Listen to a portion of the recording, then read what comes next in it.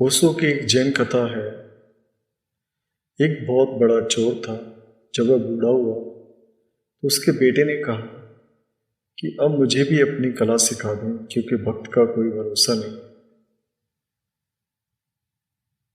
वाकई में वह चोर इतना बड़ा चोर था कि कभी पकड़ा ही नहीं गया, और सारी दुनिया जानती थी कि वह चोर है। उसकी खबर सम्राट तक को भी थी। सम्राट ने उसे एक बार बुलाकर सम्मानित भी किया था कि तू अद्भुत चोर है, अद्भुत आदमी है। दुनिया जानती है, हम भी जानते हैं कि तू चोर है।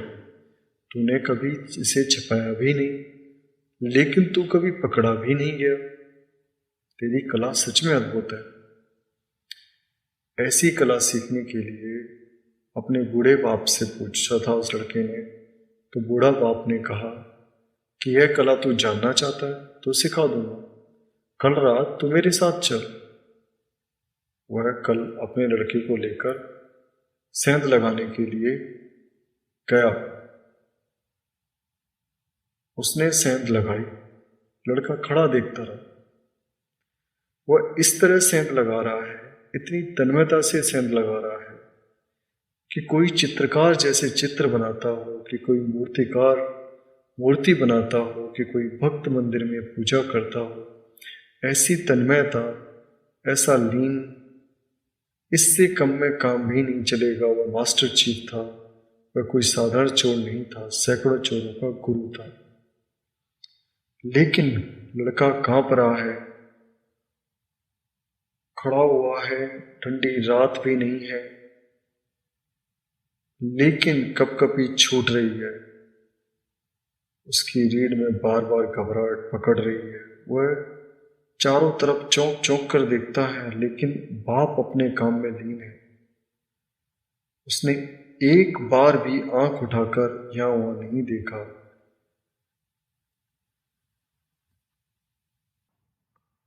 चोरी की सेंध तैयार हो गई।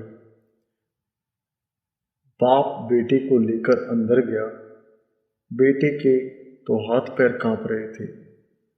जिंदगी में ऐसी घबराहट उसने कभी नहीं जानी। और बाप ऐसे चल रहा जैसे अपना घर हो।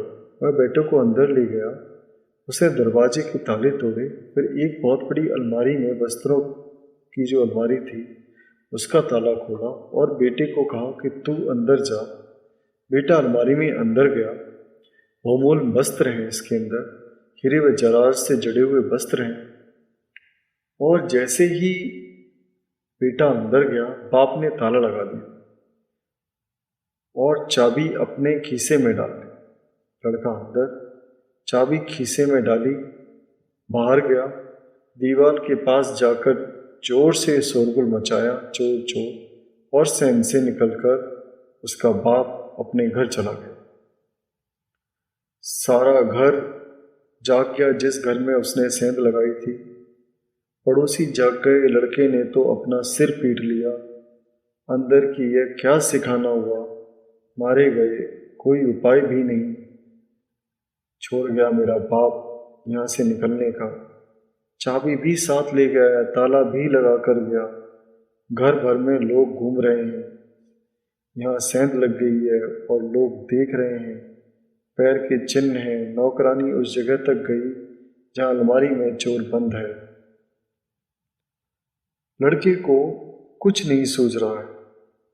क्या करें, बुद्धि काम नहीं देती। बुद्धि तो वहीं काम देती है जहाँ जाना माना हो, किया हो पहले कुछ वैसा।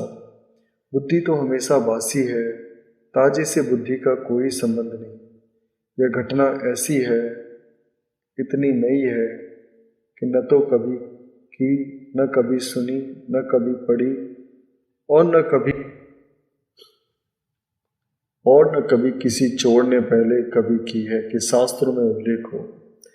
कुछ सूझबूझ नहीं रहा। बुद्धि बिल्कुल बेकाम हो गई। जहाँ बुद्धि बेकाम हो जाती है वहाँ भीतर की अंतस चेतना जागती है। अचानक जैसे किसी ऊर्जा ने उस लड़के को पकड़ लिया हो और उसने इस तरह आवाज की जैसे चूहा कपड़े को कुतरता हो। यह उसने कभी भी पहले नहीं किया, जिंदगी में कभी ऐसा नहीं किया था। वह खुद भी हैरान हुआ अपने पर। नौकरानियां चाबी खोज कर लाई और उसने दरवाज़ा खोला। दिया लेकर उसने भीतर झांका कि चूहा हो शायद। जैसे उसने दिया लेकर झांका, उसने दिए को फूंक मार कर बुझाया। लड़के ने धक्का देकर भागा, सेंध से निकल गया। 10-20 आदमी उसके पीछे हो लिए। बड़ा शोरगुल मच गया, सारा पड़ोस जाग गया। वह जान बचाकर भागा। ऐसा वह कभी अपनी जिंदगी में नहीं भागा था। उसने यह समझ नहीं पाया कि भागने वाला वह स्वयं है कि कोई और ही भाग रहा है। जब वह एक कुएं के पास पहुंचा, एक चट्टान को उठाकर उसने कुएं में पटका। उसे यह भी नहीं पता चल रहा था कि वह स्वयं ये कर रहा है जैसे कोई और ही करवा रहा है। चट्टान कुएं में गिरी। सारी भीड़ कुएं के पास इकट्ठी हो गई। समझा कि चोर कुएं में कूद गया। वह लड़का झाड़ के पीछे खड़े होकर सुस्ताया, फिर घर गया। दरवाजे पर दस्तक दी। उसने कहा, आज इस बाप को ठीक करना ही पड़ेगा। वह सिखाना क्या हुआ। अंदर गया। बाप कंबल ओढ़े आराम से सो रहा है। उसने कंबल खींचा और कहा कि क्या कर रहे हो। वह तो घुर्राटे ले रहा था। उसने अपने बाप को जगाया। उसने कहा कि यह क्या है, मुझे मार डालना चाहते हैं आप। बाप ने कहा, तू आ गया, बाकी कहानी सुबह सुन लेंगे, मगर तू सीख गया, अब सिखाने की कोई ज़रूरत नहीं। बेटे ने कहा, कुछ तो कहो, कुछ तो पूछो मेरा हाल, क्योंकि मैं सो न पाऊँगा। तो बेटे ने सब हाल बताया कि कैसे क्या क्या उसके साथ हुआ। बाप ने कहा, बस तुझे कला आ गई, तुझे आ गई कला। यह सिखाई नहीं जा सकती, लेकिन तू आखिर मेरा ही बेटा है, मेरा खून है, तेरे शरीर में दौड़ रहा है।